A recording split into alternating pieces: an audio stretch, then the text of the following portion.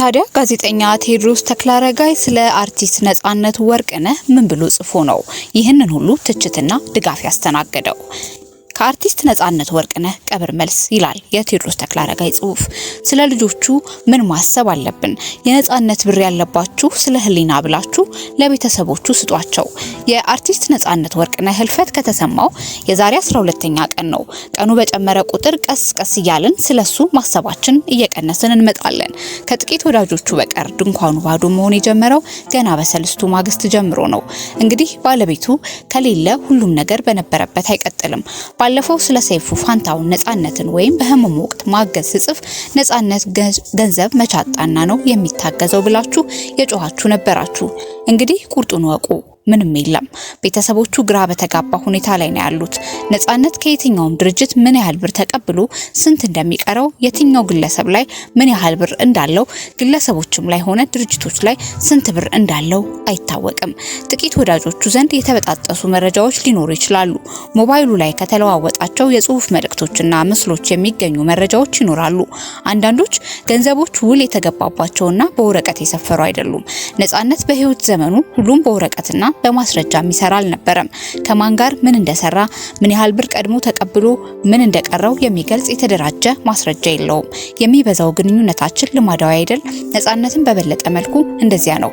ብዙ ነገር በህይወት ያሉትን ሰዎች ነገ እነሱም ሟች መሆናቸውን አውቀው በሀቅ ያለባቸውን አምነው መስጠትን ይፈልጋል። ህጋዊ ውል የገባችሁና አሁን እሱ ቀርቦ የማይጠይቃችሁ ስምምነቶችም አሉ። ነጻነት ዛሬ ስለሌለ የቀረውን ሂሳብ ተሳስቦ አይጠይቅም። በአጠቃላይ ስምምነቶቹ፣ ብድሮቹ፣ ስጦታዎቹ፣ አደራዎቹ ወዘተ አብራው ላልኖረች ነገ ልጆቿን አባታቸው ባሳደገበትና ባስተማረበት መንገድ እንዴት እንደምትወስዳቸው ግራ ለገባት እናትና ልጆች ከፊታቸው ያለው ጊዜ አስፈሪ ነው። ዋናው ምንጭ ነው የደረቀው። ነጻነት ገቢው ብዙም ቢሆን ወጪው እንደዚያ ብዙ ነው። 3 ልጆችን አሜሪካ የትምህርት ቤት ክፍያቸውን ሳያሰልስ የሚከፍለው እሱ ነው። ብር ወደ ዶላር ተቀይሮ አሜሪካ የ3 ልጆች የትምህርት ቤትና ለኑሮ የሚያስፈልጋቸውን ማሟላት ኪስን ባዶ የሚያደርግ ነው። በዚያ ላይ የበዛ ጋባዥነት ሰጪነት ሲጨመርበት ማሰብ ነው። ነጻነት አዲስ አበባ ተቀምጦ ልጆቹን አሜሪካ የሚያስተምር መልካም አባት ነበር።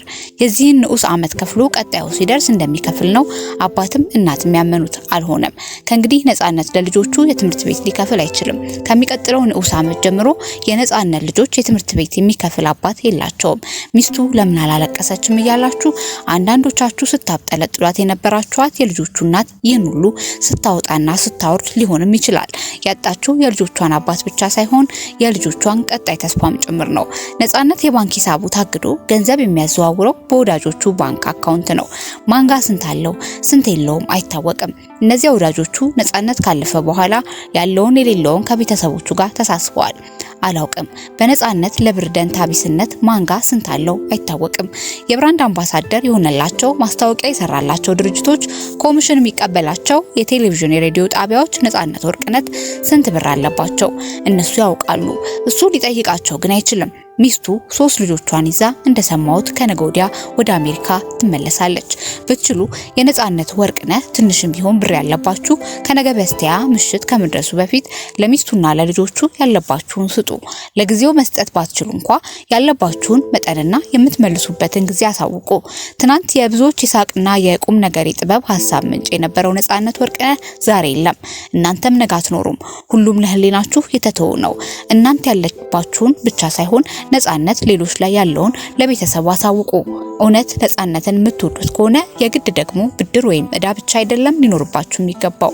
አብራችሁ የሰራ የምትወዱት የምታደንቁት፣ በስራዎቹ የተጠቀማችሁ ከወዳጅነቱ ያተረፋችሁ ሁሉ ስለ ልጆቹ አስቡ። ነጻነት አስቀምጦት ያለፈው እሱም ባይኖር ልጆቹ የሚጠቀሙበት ሀብት ንብረት የለውም። ፍቅር ነው የነበረው። ፍቅር የትምህርት ቤት ሲከፍልና ልጆቹን ሲያሳድግ ባያሳድግ እንኳ አጋር ሲሆን ማሳየት። እንወድሃለን ካልነው ሁሉ ይጠበቃል። በተያያዘም ታዲያ በዛሬው ዕለት የነጻነት ወርቅነህ ህጋዊ የቤተሰብ ተወካዩን አሳውቋል። በአርቲስት ነጻነት ወርቅነህ ድንገተኛ ህልፈት ምክንያት ሀዘናችንን ሀዘናችሁ በማድረግ ላጽናናችሁን በሙሉ ልባዊ ምስጋናችንን እናቀርባለን። የአርቲስት ነጻነት ቤተሰብ ወደ መጡበት ሀገር ከመመለሳቸው በፊት ለቤተሰቡ የቅርብ ሰዎች ህጋዊ ውክልና ሰጥተዋል። በመሆኑም አርቲስት ነጻነት ወርቅነህን የተመለከቱ ማናቸውም የስራ ጉዳዮች እንዲከታተሉና እንዲያስፈጽሙልን በማለት አቶ አስናቀ ንጉሴን የወከለን መሆኑን በአክብሮት እናሳውቃለን። ከአርቲስት ነጻነት ወርቅነህ ስም ጋር በተያያዘ ማንኛውም ጉዳይ ቢኖራችሁ አቶ አስናቀ ንጉሴን ማነጋገር እንደምትችሉ እንገልጻለን ብለዋል።